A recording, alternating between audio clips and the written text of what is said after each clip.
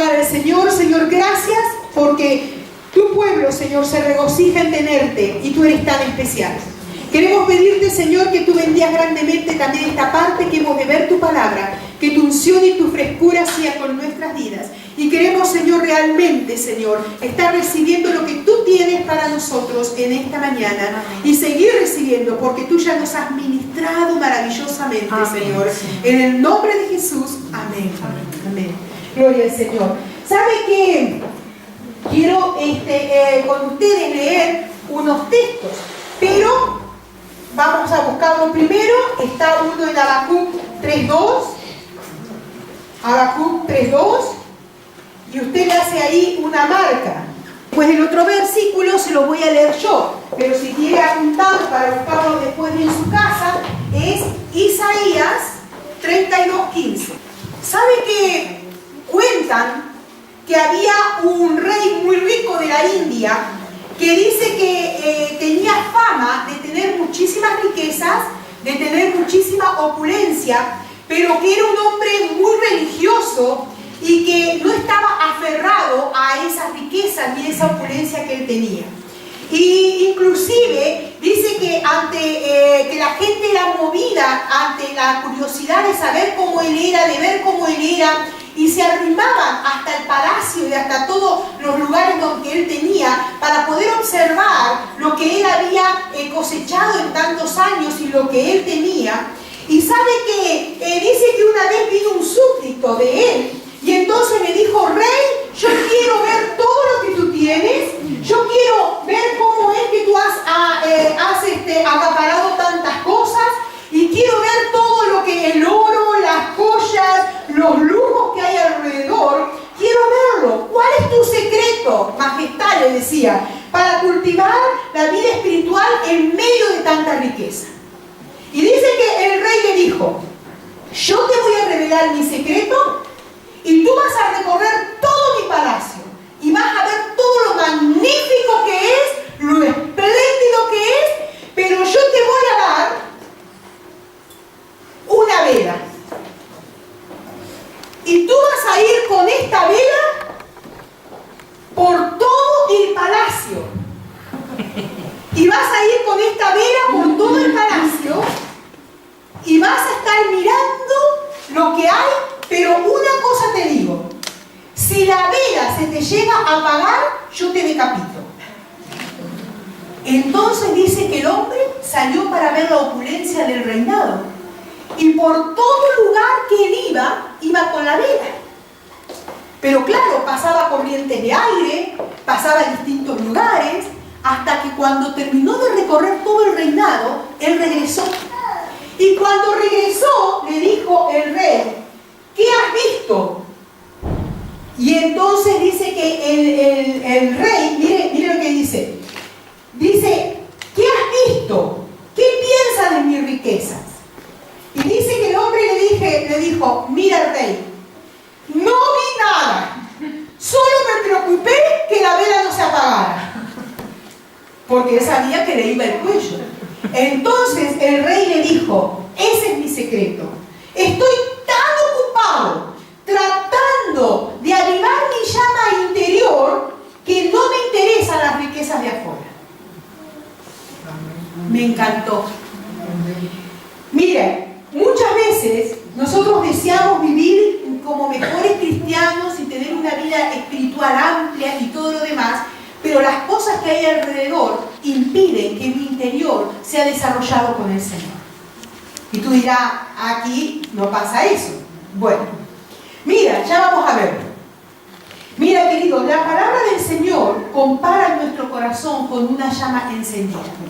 Y yo quiero dejarla ahí por un momento. Y quiero que vayamos a Habacuc 3.2. Y dice así la palabra del Señor: oh Jehová, he oído tu palabra y temí. Oh Jehová, aviva tu obra en medio de los tiempos. En medio de los tiempos, hazla conocer. En medio de los tiempos, hazla conocer. En la ira, acuérdate de la misericordia. Pero fíjate tú que dice: oh Jehová, aviva tu obra en medio de los tiempos. ¿De qué tiempo? De los tiempos que vivimos, de los tiempos en los que estamos.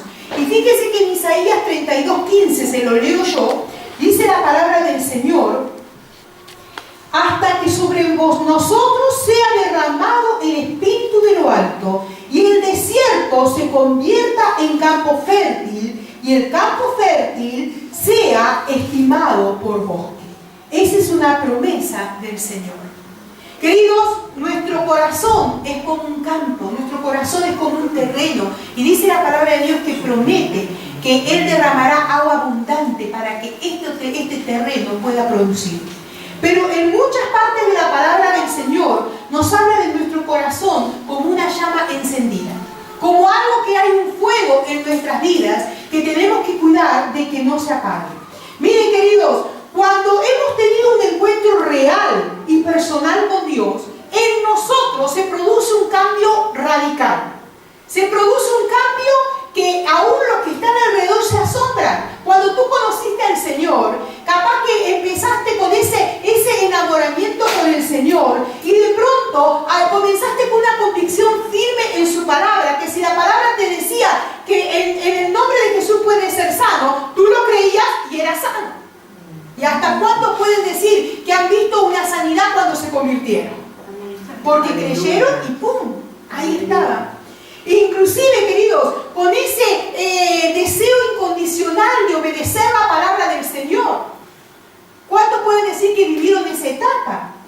Aún la de cambiar la forma de pensar, de venir con una mentalidad de pensamiento, y cuando llegas al Señor cambiar esa mentalidad, porque el Señor te muestra qué es lo que Él quiere en su perfecta voluntad. ¿Cuántas veces, querido, empezar a experimentar esa sensación de amor por los demás, aún por aquellos que en un momento te habían hecho hasta daño, y tú empezando a perdonar y empezando a tener esa actitud porque el Señor te había tocado? ¿Cuántos de pronto con esa gana de testificar a otros de que no podía tener ni la boca cerrada? ¿Por qué? Porque era más fuerte que todas las cosas lo que tú estabas viviendo. ¿Cuántas veces, aún en medio de circunstancias adversas, tú sabías que el Señor estaba contigo, como decía la hermana Cristina, y que no era una alegría lo que estabas viviendo, sino un gozo y una fortaleza interior? Miren, queridos, ¿cuántas veces, tal vez cuando estabas recién convertido, el venir a la iglesia era una alegría tan grande? Mira, la semana pasada vino una muchacha por primera vez, una señora, y durante toda esta semana, casi llorando, no puedo ir, pastor, porque trabajo el domingo, pero cómo me he sentido, lo que Dios hizo el domingo conmigo. Y nosotros a veces con años no nos damos cuenta de lo que es venir cada domingo a la iglesia. Pero fíjese que cuando nos convertimos, nosotros sentíamos eso aquí adentro. Y yo no sé si a usted le pasó, pero si no le pasó, es porque no tuvo un encuentro fuerte, un encuentro real, mejor dicho, con el Señor. Porque cuando tú has tenido un encuentro real, el Señor te marca y te sella ahí. Es como impresionante lo que tú empiezas a sentir. Ese enamoramiento que tú tienes con el Señor. Es vivir el primer amor. Es estar ahí con esa llama encendida en nuestros corazones, que está ardiendo, que hace que nuestro interior pueda ser alumbrado. Mira, con el tiempo, ¿qué pasa? Esa llama empieza a tal vez a sufrir los avatares de distintas cosas y empieza a querer, a veces parece como hasta apagarse.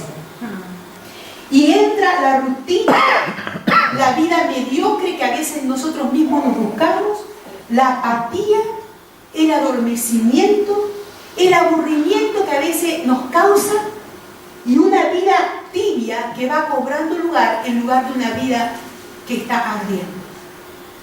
Miren, queridos, aquel fuego que en un momento ardía, casi sin darnos cuenta, se va apagando. Nos da lo mismo creer que sí, que Dios derrama su Espíritu Santo, o no creer. Total, me acomodo. Inclusive muchos aún en este estadio empiezan a buscar iglesias o lugares donde de pronto, bueno, me sienta cómodo, pero si no se predica la palabra, bueno, no importa. Pero no, queridos, no es así. Miren lo que dice la palabra del Señor, que aún en medio de la iglesia primitiva, que para nosotros es un referente. ¿Cuántos de nosotros cuando pensamos en avivamiento pensamos en la iglesia primitiva? Decimos la iglesia primitiva, pero aún la iglesia primitiva en un momento determinado llegó a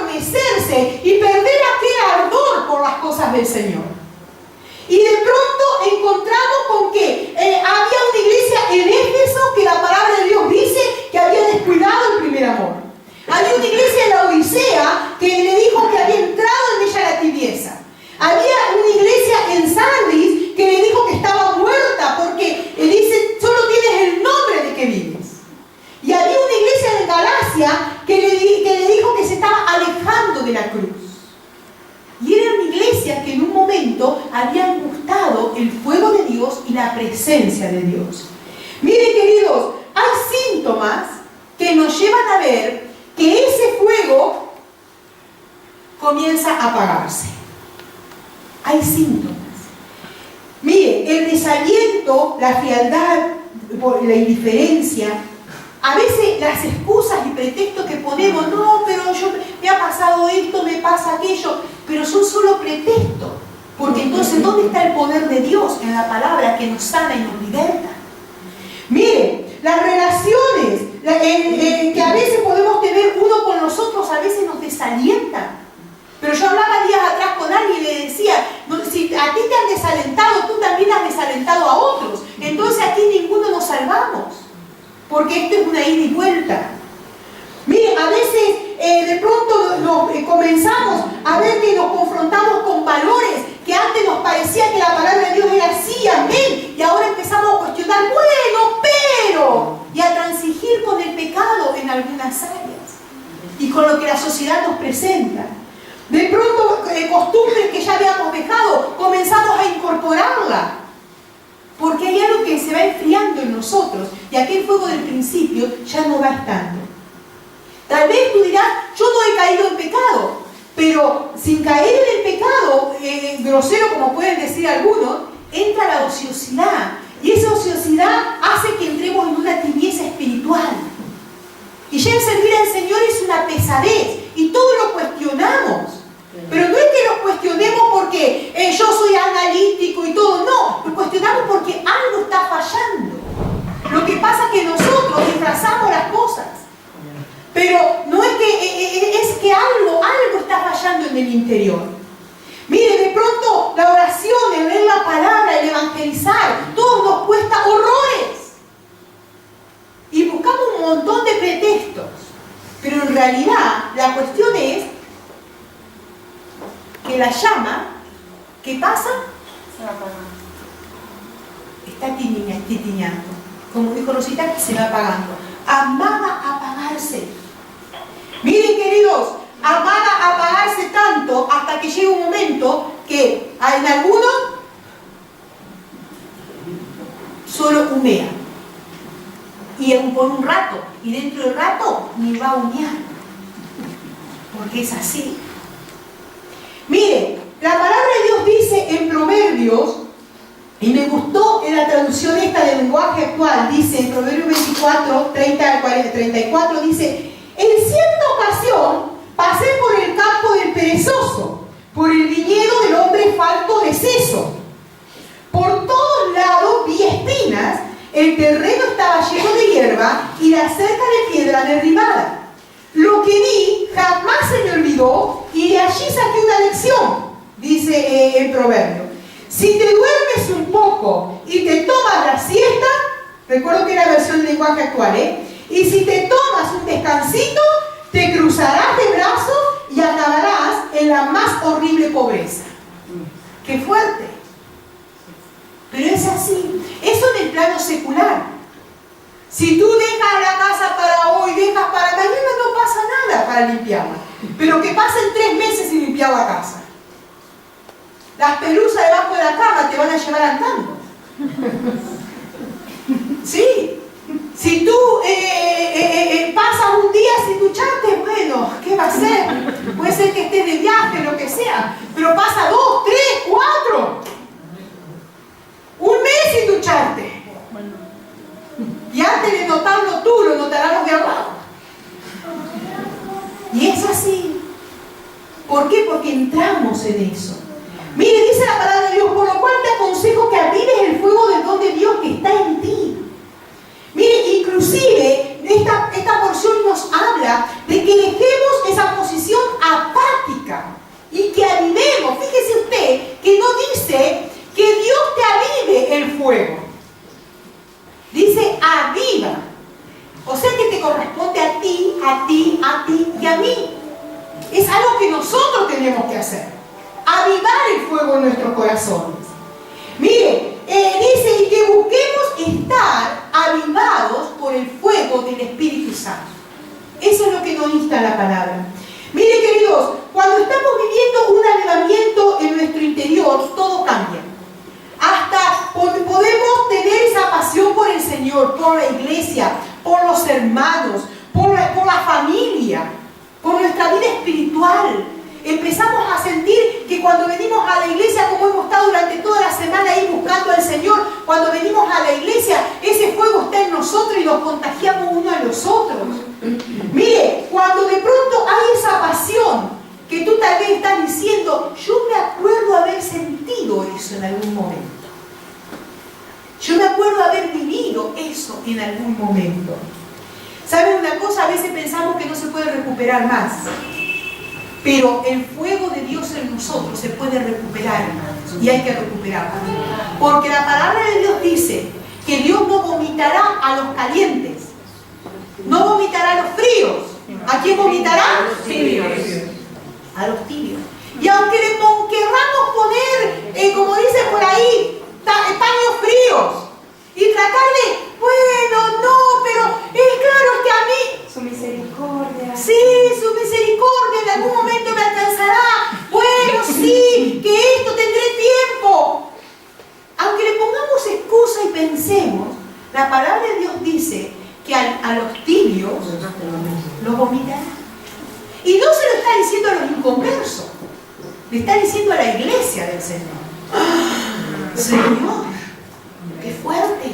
O sea que aquellos que en un momento sintieron el fuego, aquellos que en un momento estuvieron sirviendo, aquellos que en algún momento sintieron esa presencia de Dios y hoy están viviendo inertes. Y están respirando porque el aire respira, y están viniendo a la iglesia porque vienen, y porque a veces hasta la mujer y el marido la trae. Están viendo de pronto, y tú dirás, bueno, por lo menos vienen. Pero querido, la salvación es personal. Y cada uno se salvará. Gloria a Dios que cada uno estamos viniendo. Pero este es un llamado para cada uno, para que cada uno recapacitemos cómo está en nosotros el fuego de Dios ardiendo. Cómo está aquel amor y aquel enamoramiento con el Señor. ¿Cómo lo sentimos? Voy a ser malvada. ¿Quiere que sea malvada? ¿Trico? Sí. Sí, algunos me dicen no, porque tienen miedo de lo que les voy a decir. Pero voy a ser malvada buena. Pregúntele al lado tuyo, al que está al lado tuyo, no espere respuesta, pero pregúntele, ¿cómo está tu fuego en el Señor? ¿Cómo está tu fuego? Mire, ¿cuántos de ustedes escucharon del avivamiento en Gales? Un avivamiento que fue en 1904 que empezó. Mire, había un muchacho que se llamaba Evan John Robert, que él nació en 1878. Y sabe que yo en estos días, cuando leía sobre este hombre y preparando la palabra del Señor, hermanos, me confrontó tanto con el hecho de decir, Señor, yo quiero esto y quiero más para mí. Porque tenemos que entender que la palabra de Dios nos ha dejado ejemplo a seguir, pero también hay vidas en el plano secular y en el plano contemporáneo nuestro, aunque este hombre fue de 1800 y algo, pero en nuestro diario vivir, que también son ejemplos. Y debemos también añorar y desear también aquellas cosas que vemos positivas en aquellos. Porque, mire, y dice que este muchacho nació en un hogar calvinista, en un hogar metodista, y sus padres dice que influyeron de una forma muy fuerte en cuanto a las creencias. De tal forma influyeron en ellos, en los padres, que dice que ninguno de los hijos carecía de Biblia. Todos los hijos, no importaba la edad que tenían, ellos tenían su Biblia. Y la Biblia estaba hasta ajada, no importaba la edad que tuviesen, porque los niños estaban acostumbrados a leer la palabra, transmitir el Evangelio como sea. Y los padres habían transmitido tanto el Evangelio con reuniones familiares, con reuniones de hogares, ahí. Y sabe que dice que este muchacho se fue creciendo en ese ambiente. Su padre trabajaba en la mina y de pronto el padre de Eva dice que tuvo un accidente muy grande y se lesionó. Y entonces el hijo, siendo aún muy joven, tuvo que asumir la responsabilidad de trabajar en la mina en lugar del padre. Pero este muchacho tenía tal ardor por las cosas del Señor que dice que él se pasaba orando a veces 4, 5 y 6 horas por las noches. Y tú dirías, pero este tío no trabajaba. Pues dice que este hombre, que este muchacho, porque tenía comenzó con un encuentro con el Señor, él lo tuvo a los 13 años, y comenzó él a estar ahí agitado por el Espíritu Santo. Y dice que este muchacho se acostaba, dormía un par de horas, se despertaba, oraba y oraba 4 o 5 horas y dice que después se iba a la mina otra vez a trabajar. Y la mina no es trabajo fácil, un trabajo rudo.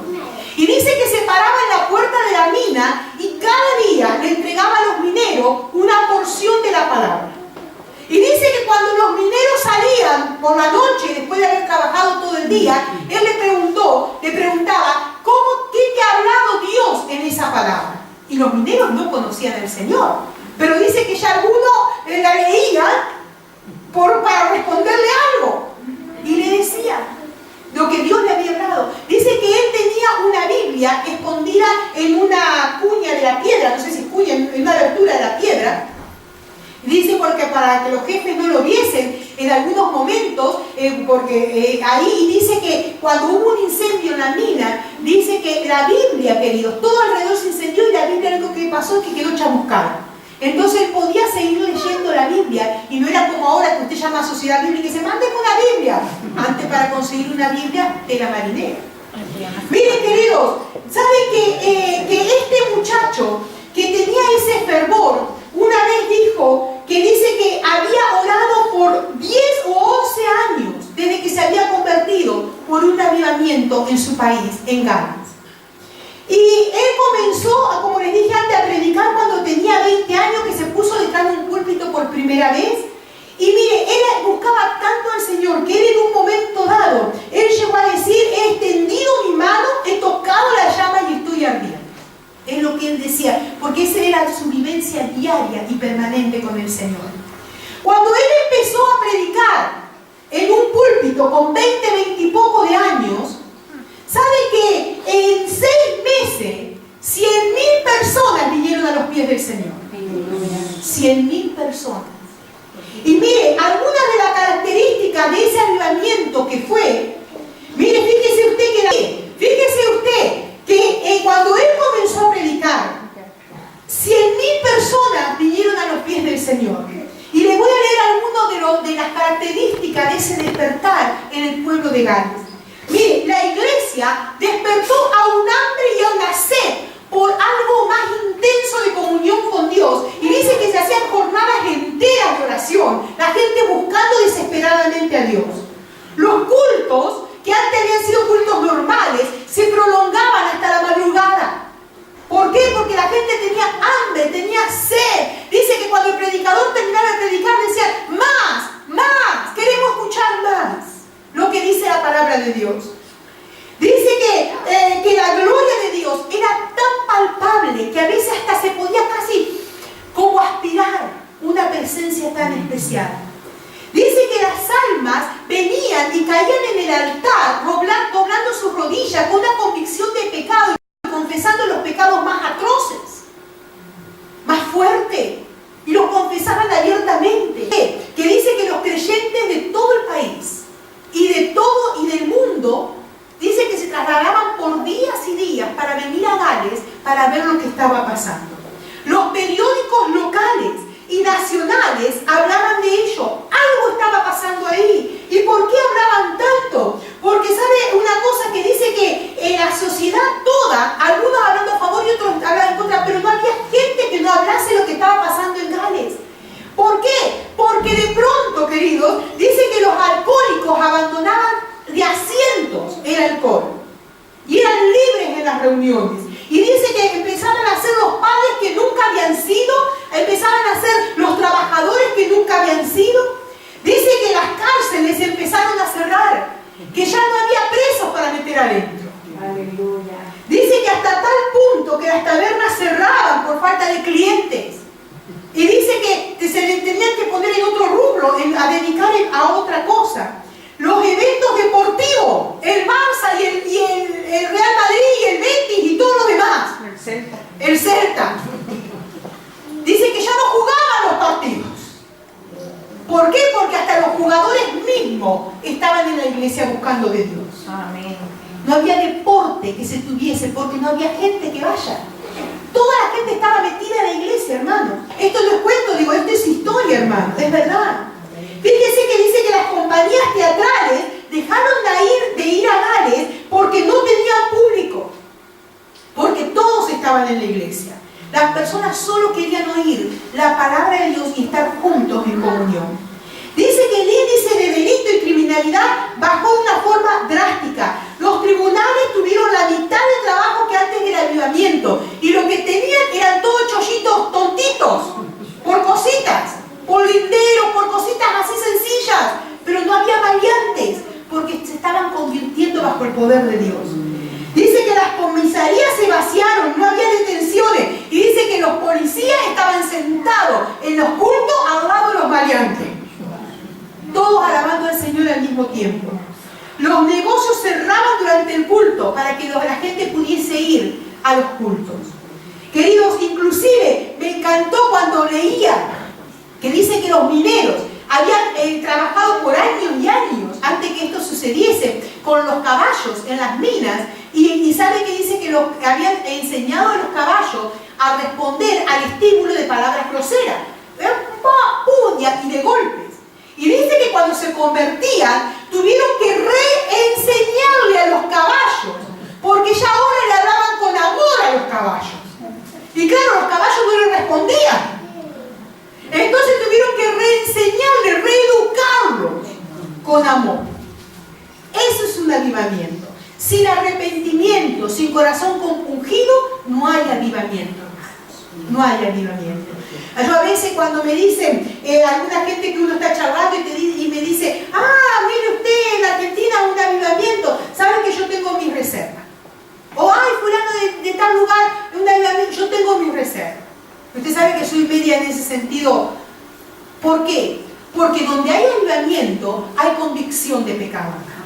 La palabra de Dios nos muestra todos los avivamientos que ha habido en la Biblia, todos los avivamientos han traído convicción de pecado. En un momento dado se ponían de pie y dice que estuvieron todos días y días escuchando la palabra sin cesar.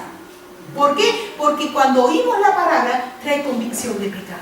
Amén. Cuando el pueblo entiende que lo que Dios quiere es una vida de fervor y no es una vida mediocre, es cuando nosotros tenemos que entender lo que Dios está esperando. Dice que este hombre que le estoy mencionando, ¿sabe que dice que este hombre oraba, como le dije, tantas horas? Y una vez dice que oró y dijo, Señor, por amor a las almas, yo te pido que se cierre la boca del infierno. Dice que fue su oración. Y dice que por tiempo, no sé cuánto, porque no pude, busqué, investigué, pero no pude encontrar, algunos decían varios meses.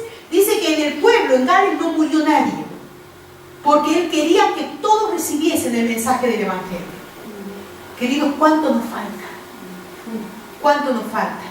Porque estamos tan indiferentes a que la gente alrededor nuestro se muere sin la palabra. Estamos tan indiferentes. Nos falta tanto para que ese ardor sea una realidad de nosotros. Y en esto no valen las excusas, hermano. En esto vale la realidad. Nos falta. Reconozcamos. A veces tiramos balones afuera y decimos, sí, pero no dejemos, porque eso es inmadurez. Dejemos de tirar los balones afuera y reconozcamos, a mí me falta el fuego de Dios. Me falta. Miren, queridos, si volvemos a Dios, si volvemos a un quebrantamiento y sin buscarle a Él, no va a haber avivamiento. Iglesia, ¿qué hace que estemos arrastrando los pies y que muchas veces estemos aquí sentados con todo nuestro cuerpo depositado en una silla, pero nuestro corazón esté lejos? ¿Qué hace? ¿No será que falta el fuego de Dios en nosotros? ¿Qué hace? Que de pronto se está muriendo la gente y no le demos la palabra. ¿Qué hace? ¿Qué hace que estamos perdiendo tiempo y poniendo excusas cuando Dios quiere que estemos encendidos por el fuego de su poder? ¿Qué hace?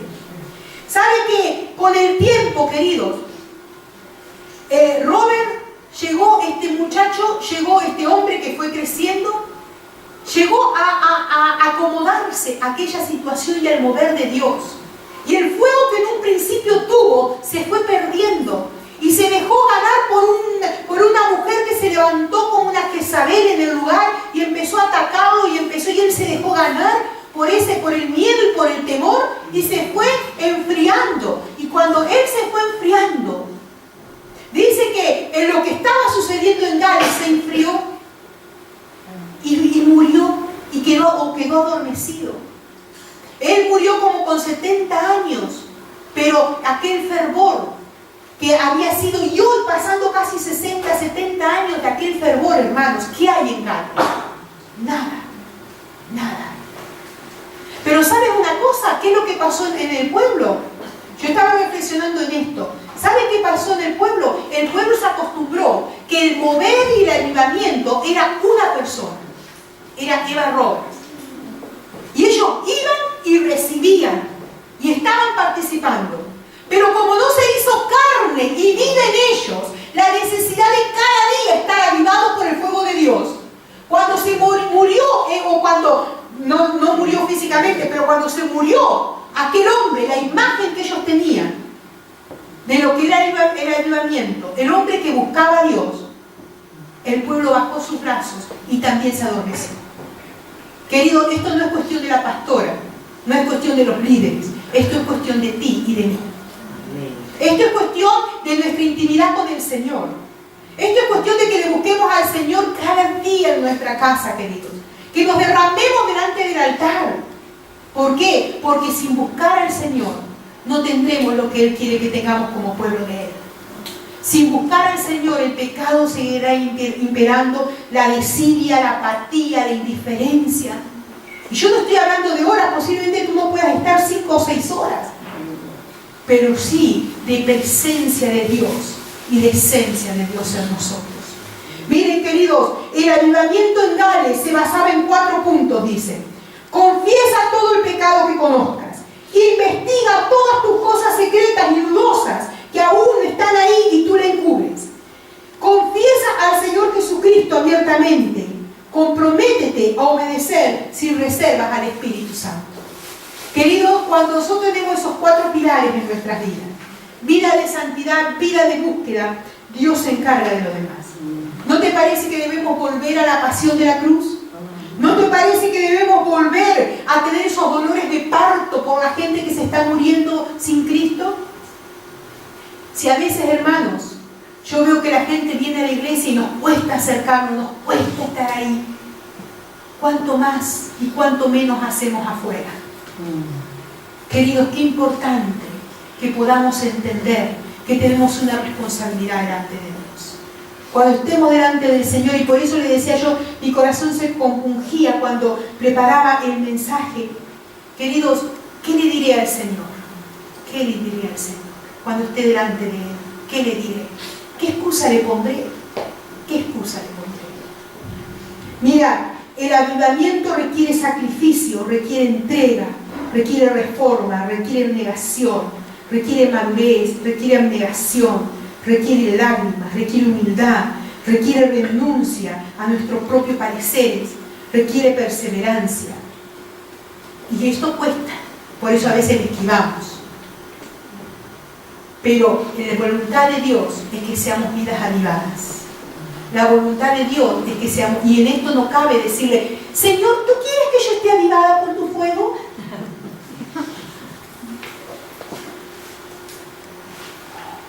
En esto no va eso. Porque a veces hasta eso decimos, Señor, si tú quieres que yo esté avivado, avívame.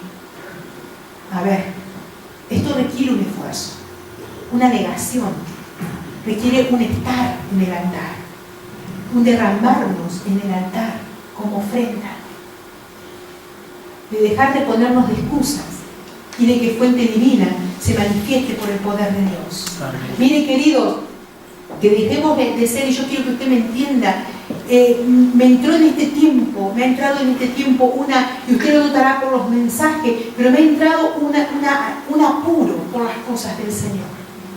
Porque estoy viendo que los tiempos se aceleran.